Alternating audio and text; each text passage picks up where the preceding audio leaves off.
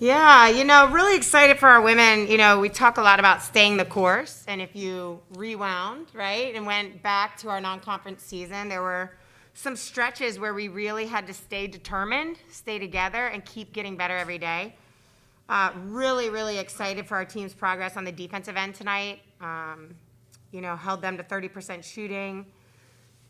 I think made them take more threes than they'd like to take. And I think that's a result of, our women. I heard Brooke out there a bunch of times saying, like, we need this one. Like, we need this stop. And just raising her teammates' level of focus on the defensive end. We feel like that's an area that will propel us as we approach the, end of the A10 regular schedule. And then we want to be a really dangerous team in the tournament. Offensive efficiency was off the charts in this one. Talk a little bit about the execution on that end of the floor. Yeah, I thought our women were really patient, looking for the right shots.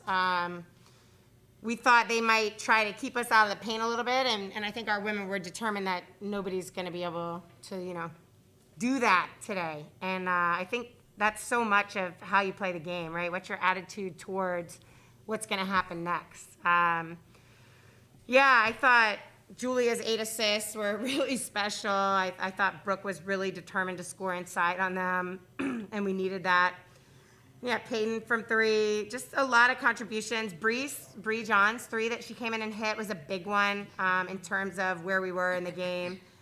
So I mentioned this before, but we had women that didn't play today, Ashley Connor, Belle Tillett, who are providing insight into what needs to happen next in the game and helping teammates in a way that impacts us winning, right? And that's something that's important to our program, is that every person, contributes.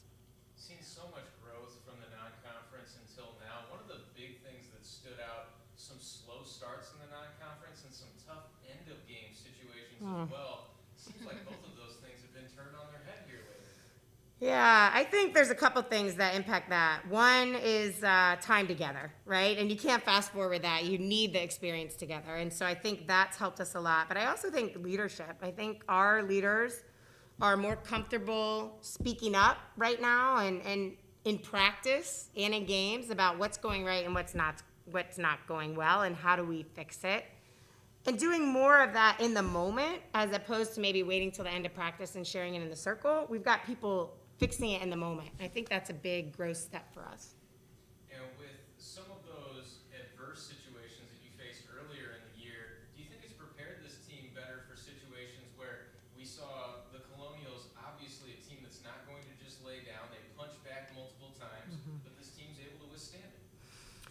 Yes, I think it's twofold. It's this group, and we've talked about it a ton, this group is positive. That it's just what they do, and never going to take that for granted as a coach, because if you have one negative person in the locker room, it can spread, and we don't have that. So even when things were really, really hard, we didn't have any negativity in the locker room, which gave us the opportunity to stay the course, to keep getting better. And that's not a guarantee on every team, because everybody's got to work to stay in that place. I also think the way that the whole program responded to the tough times in the non-conference mattered. We didn't hang our heads.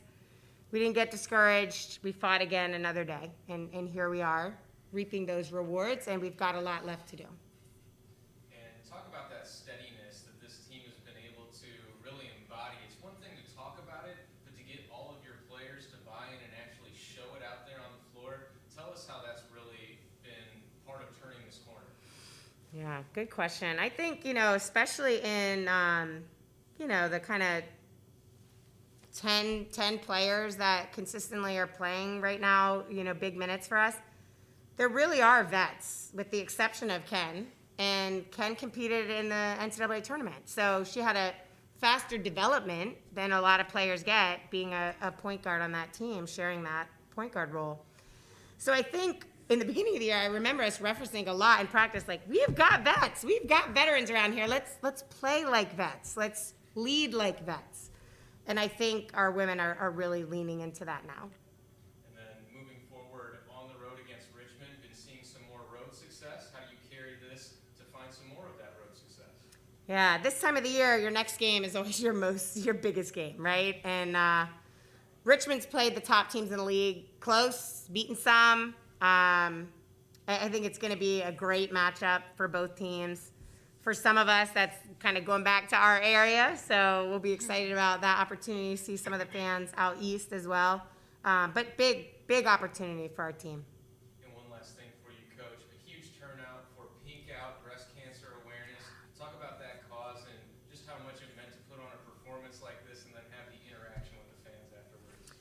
You know, it's huge.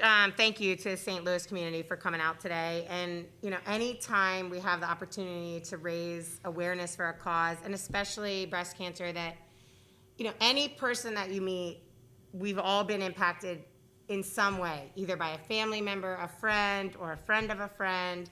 It's that widespread. It's that concerning that we raise awareness and that people get, you know, the care and the early detection that they need.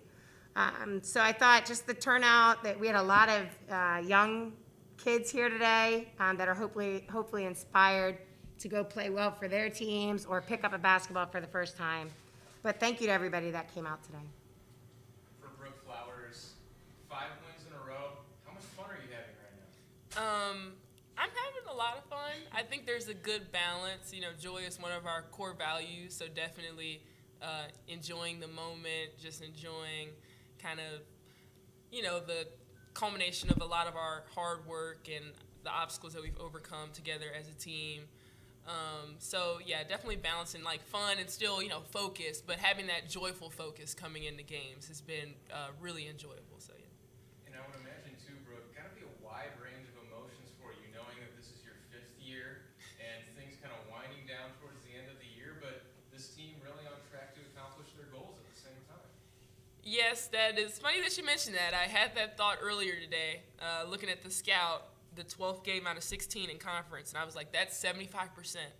And I was just kind of like, wow, you know, it's kind of comes and goes. So once again, going back to that joy, enjoying every moment, giving everything that I can, and just kind of, you know, seizing all the opportunities that come my way because it is the final go-round. Well, you're making the most of it right now, Brooke. You had another 4 blocks today. You're the nation's leader in that category. But you've been taking a huge step up on the offensive end as well. Talk about what you've been able to find on that end of the floor. I think the biggest difference in, you know, the offensive end of the floor for me is just the belief that I feel that my coaches and my teammates have for me, these two especially. You know, Coach Tiff, I feel like all of our point guards, they push me to score. They want to see me score. You know, a lot of people are telling me, be aggressive, you know, score the ball when you get it. That's not usually my first thought, but everybody having that belief in me to be a scoring threat kind of makes me believe more in myself. So.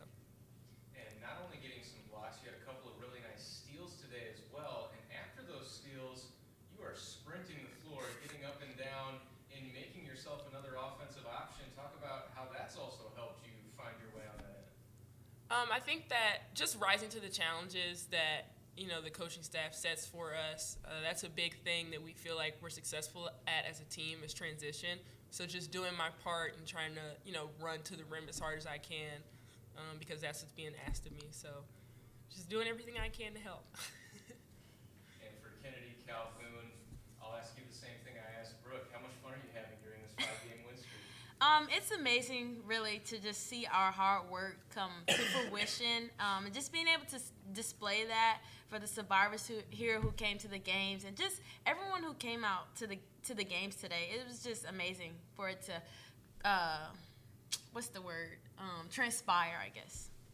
And Kennedy, you talked a little bit with me in the postgame on the broadcast about how much it means to you to show other young basketball players, hey, maybe if you aren't the biggest, you can still go out there and be an absolute impact player like you are. Yes, for sure. I think we're all just inspiring young women, and that's something that we really want to do as young women and young adults, to just inspire that next generation that no matter what, you can do this, and just be a determined person. And I think our coaching staff want us to do that. We want to do that. So it's just a great feeling when you can do that.